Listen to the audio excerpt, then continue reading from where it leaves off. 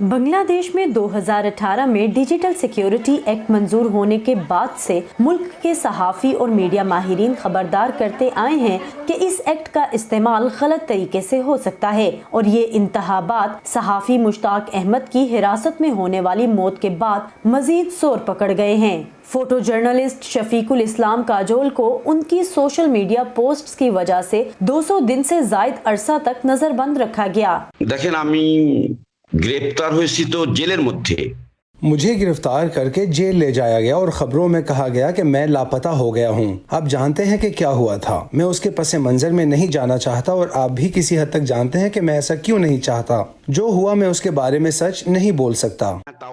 بنگلہ دیش میں صحافی پہلے ہی حکومت اور حزب اختلاف دونوں کے دباؤ میں ہیں۔ ڈیجیٹل سیکیورٹی ایکٹ نے گرفتاریوں کے خطرے میں اضافہ کیا ہے۔ 2020 کے پہلے نصف حصے میں اس کے تحت 50 سے زیادہ صحافیوں پر الزام عائد کیا گیا۔ یہ ڈیجیٹل سیکیورٹی قانون ڈھاکہ کے مضافات میں صحافیوں پر لاگو کیا جاتا ہے اور ایسی بہت ساری مثالیں موجود ہیں جہاں سچ بولنے والے صحافیوں کو ہراساں کیا گیا ہے۔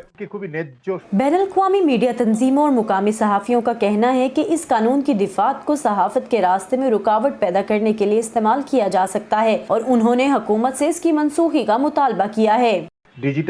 ہم نے ڈیجیٹل سیکیورٹی ایکٹ میں تبدیلی کا مطالبہ کیا ہے تاکہ صحافی یا کوئی بھی دوسرا فرد جو کسی بھی شکل میں اپنی رائے کا اظہار کرے اس کے لیے قانون نافذ کرنے والے اداروں سے تحفظ کی فراہمی یقینی بنائی جا سکے۔ ناقابل ضمانت شق کو تبدیل کرنے کی ضرورت ہے۔ کمیٹی ٹو پروٹیکٹ جرنلسٹ نے 2017 میں بنگلہ دیش کے حکومتی عہدیداروں سے ملاقات کی جس میں حکام نے ICT نامی پرانے انٹرنیٹ قانون میں مسائل کا اعتراف کیا تھا اور انہوں نے حفاظتی اقدامات پر عمل درآمد کا وعدہ کیا تھا، لیکن اس کے باوجود اب بھی میڈیا کو نشانہ بنایا جا رہا ہے۔ ICT ایکٹ بنیادی اور مکمل طور پر ایک مختلف نام کے ساتھ دوبارہ پیش کیا گیا ہے جسے اب ڈیجیٹل سیکیورٹی ایکٹ کا نام دیا گیا ہے اور اب اسے پہلے سے بھی زیادہ غلط طریقے سے استعمال کیا جا رہا ہے۔ نشریاتی اداروں کا کہنا ہے کہ قانون کے غلط استعمال پر تشویش جائز ہے۔ اس ایکٹ کی دفعہ 41 بالکل کسی پولیس اسٹیٹ کی مانند ہے۔ اگر کوئی افسر یہ سوچتا ہے کہ میری یا کسی کی بھی رپورٹ ریاست کو نقصان پہنچا سکتی ہے یا سیکیورٹی کا خطرہ ہو سکتا ہے تو وہ وارنٹ کے بغیر اس شخص کی تلاش اور گرفتاری کر سکتے ہیں۔ سرکاری عہدیداروں کا کہنا ہے کہ قانون کو درست طریقے سے نافذ العمل بنانے کے لیے ایک کمیٹی تشکیل دی گئی ہے۔ اگر کوئی ڈیجیٹل سیکیورٹی ایکٹ کے تحت جرم کا الزام لگاتا ہے تو میں کہہ رہا ہوں کہ فوری اس مقدمے کا اندراج نہیں ہوگا۔ یہ ایک ایسے سیل میں جائے گا جہاں الزامات کی جانچ پڑتال کی جائے گی اور جانچ پڑتال کے بعد اگر یہ الزامات واقعی ڈیجیٹل سیکیورٹی ایکٹ کے تحت کوئی مقدمہ وضع کرتے ہیں تب ہی اس کا مقدمہ درج کیا جائے گا۔